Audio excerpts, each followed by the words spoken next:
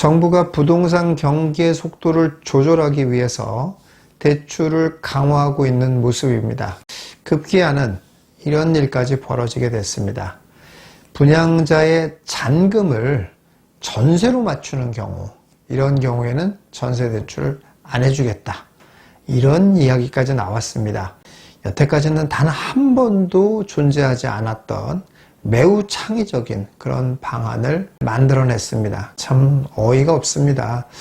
왜 쉬운 길이 있는데 그 쉬운 길을 놔두고 이렇게 돌아가려고 하는 건지 참 이해하기가 어렵고, 정말로 그렇게 해서 부동산 경기를 잡으려는 의지가 있는 건지, 또는 실무팀에서 과연 부동산 전문가들이 좀 속해 있는지, 그 부동산 전문가들한테 좀 자문을 받고 있는 건지 의심스러운 그런 상황이긴 합니다.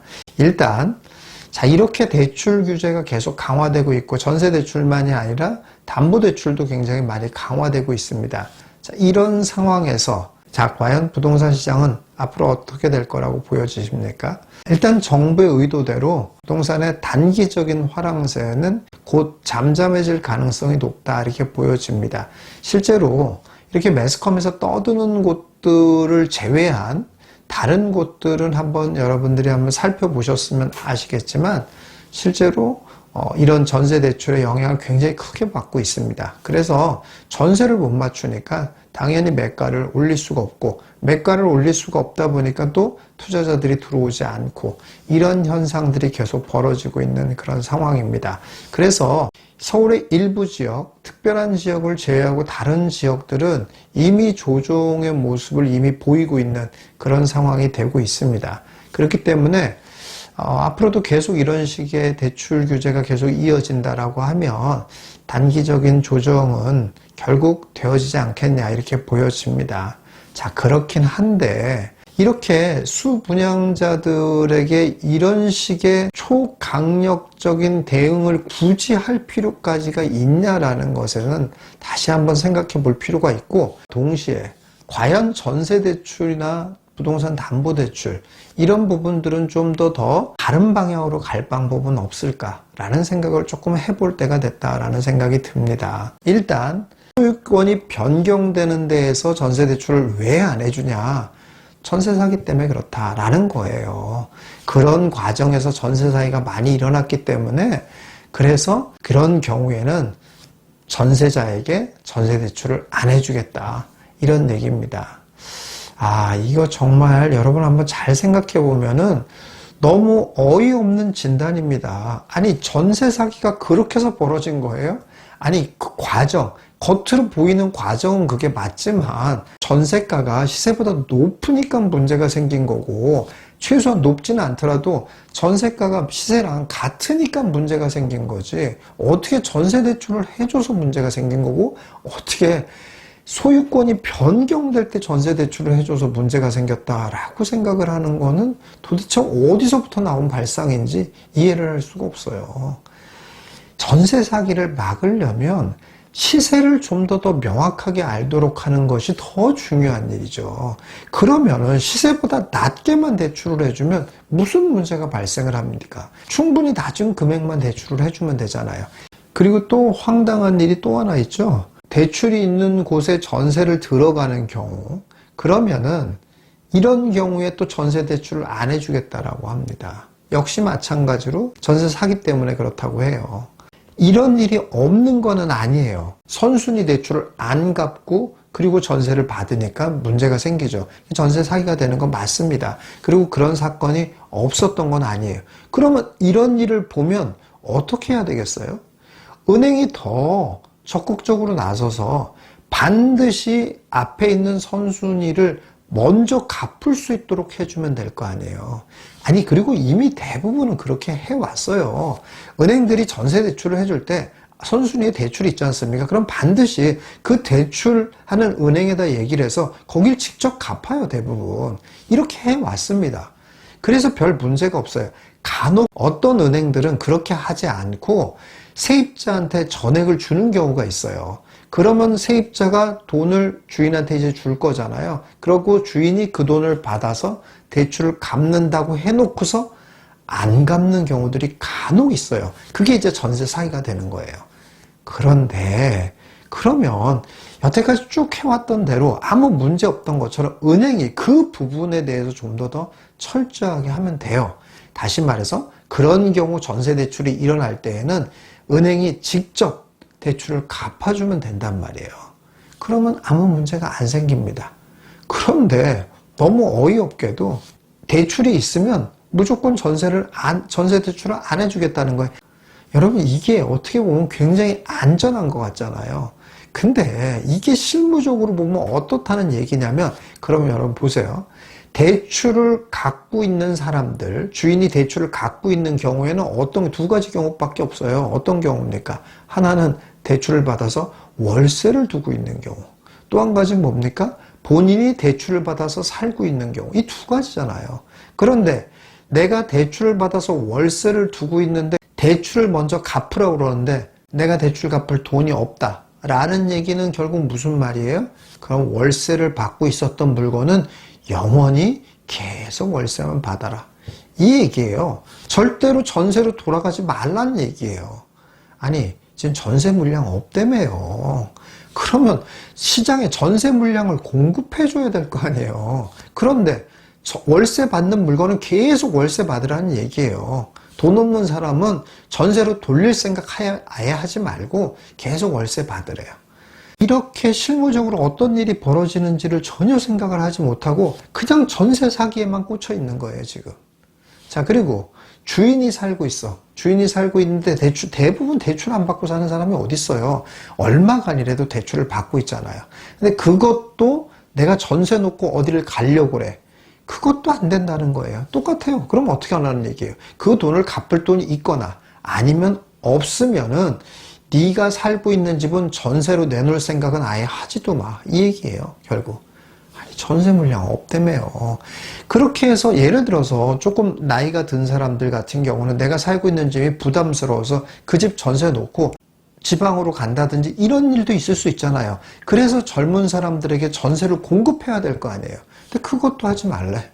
도대체 시장의 수요와 공급을 제대로 이해하고 있는지, 이런 일이 벌어지면 실제적으로 어떤 일이 벌어지는지를 전혀 이해하지 못하고 있는 것처럼 보인다, 이런 얘기입니다. 그래서 이 대목에서 제가 조금 더 본질적인 얘기를 하나 한번 해볼게요. 사실 전세 대출이라는 것 자체가 잘못됐습니다. 이게 전세 대출이 시장에 나온 지가 사실 오래되지 않았거든요. 불과 한 6, 7년 정도 됐어요, 전세 대출이. 근데 이게 처음에 나와가지고는 정말 전세 대출을 뭐하러 받아, 이런 분위기가 됐었는데 금리가 워낙 싸다 보니까 전세 대출을 받는 게 유리하네 라고 시작해서 점점 받기 시작한 거예요. 그래서 지금은 어떻습니까? 지금은 거의 모든 사람이 전세 대출을 받습니다. 전세 대출을 받지 않는 사람이 없어요. 그런데 이게 잘못된 겁니다. 여러분 알다시피 전세라는 것이 전 세계 우리나라만 있는 거잖아요. 이게 물론 장단점이 있습니다. 단점으로는 전세 사기가 벌어진다는 위험이 있을 수 있지만 장점으로는 당연히 주거 비용을 절약할 수 있다는 장점이 있어요. 그런데 이걸 전세 대출을 다 해줘 버리잖아요. 시중에 유동성이 풀려날 수밖에 없습니다. 그래서 전세 대출을 해주는 거는 사실 바람직한 일이 아닙니다. 그거 자체가 전세 대출이니까 부동산 가격을 상승시키는 걸 자극하지 않겠지라고 생각하는 건 매우 큰 착각이죠. 집값을 자극할 수밖에 없는 구조예요. 그렇기 때문에 사실은 전세 대출을 해주지 않아야 되는 게 맞습니다. 그리고 두 번째, 더 결정적인 문제가 있죠. 한국만 갖고 있는 전 세계 유일한 제도인데 이것의 가장 큰 장점이 뭡니까? 이게 주거의 사다리 역할을 했다라는 거예요. 전세로 돈을 모아서, 그리고 그 돈을 바탕으로 해가지고 내가 내 집을 살 수 있는, 내 집을 살 때는 거기에 얼마 만에 대출을 얹으면 내 집을 살 수 있는 거니까 이런 역할을 해왔던 것이 전세라는 거예요. 그런데 지금은 어떻습니까? 주거의 사다리라는 거는 이제 예전으로 물 건너갔어요. 아니, 주거의 사다리가 되지를 않아요. 뭐 돈이 있어야 주거의 사다리죠. 지금 이미 다 전 국민이, 전세로 사는 사람들은 다 월세로 살고 있는 건데 무슨 돈이 있어요? 돈이 없어요. 그런데 무슨 주거의 사다리 역할을 합니까? 이게 가장 큰 문제라는 거예요. 자, 이렇게 되니까 젊은 사람들이 어떻습니까? 젊은 사람들이 다 월세를 살고 있는 거예요. 그러니까 돈을 모아서 내 집을 살 수 있는 그런 여건으로는 도저히 될 수 없게 그렇게 다 만들어가고 있는 거예요. 그러면 희망이라는 건 뭐밖에 없어요? 희망은 오직 하나밖에 없어요. 당첨되는 거. 이거 하나밖에 없습니다. 그러니까 모든 젊은 사람들이 당첨 하나만 바라보고 사는 거예요. 자, 그런데 이게 또 얼마나 황당한 일인가 한번 생각해 보세요. 정부가 분양가를 규제하니까 다 로또 당첨이 될 수밖에 없어요. 그러면 여러분 한번 보세요. 분명히 로또 당첨되는 사람이 있죠. 있는가 하면 정말 오랜 세월을 보내도 끝까지 안 되는 사람도 있습니다. 그러면 이게 정상적인 사회라고 생각합니까? 운이 좋으면 수억, 더 운이 좋으면 수십억까지 벌 수 있고, 운이 나쁘면 평생 거지같이 살아야 되고, 이게 괜찮은 사회라고 생각하세요? 이게 지금 정상적으로 돌아가는 사회입니까? 그야말로 운에 기대서 본인의 재산이 좌우되는 이런 세상, 이게 문제가 있다라는 겁니다. 언뜻 생각하면은 무주택자에게 좋은 집을 제공한다. 너희들은 영원히 계속 안정적으로 전세로만 살고 있어도 한 방이 있다. 이런 뭔가 사회 복지가 막 잘 되고 있는 것처럼 보여지지만 결국 그 내면을 들여다보면 뭡니까? 운 좋으면 부자가 될 수 있고 운 나쁘면 끝까지 거지같이 살아야 돼. 이거잖아요.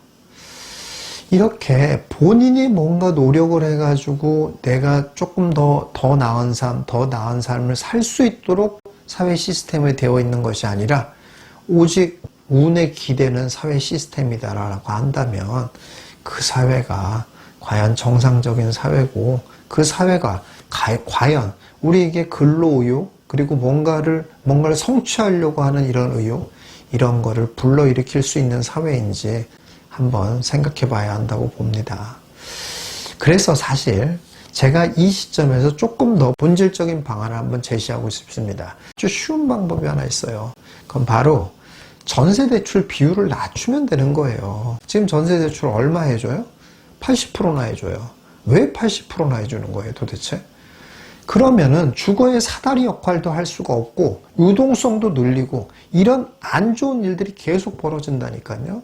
왜 80%씩이나 해주는 거예요? 이걸 확 낮춰야 됩니다. 제가 볼 때는 전세대출을 최대해 줄 수 있는 맥시멈은 50%여야 됩니다. 그 이상이 돼서는 절대 안 돼요. 그래야 그나마 목돈을 만들 수 있는 상황이 되는 거지 왜 이렇게 많이 전세대출을 해주는 거예요?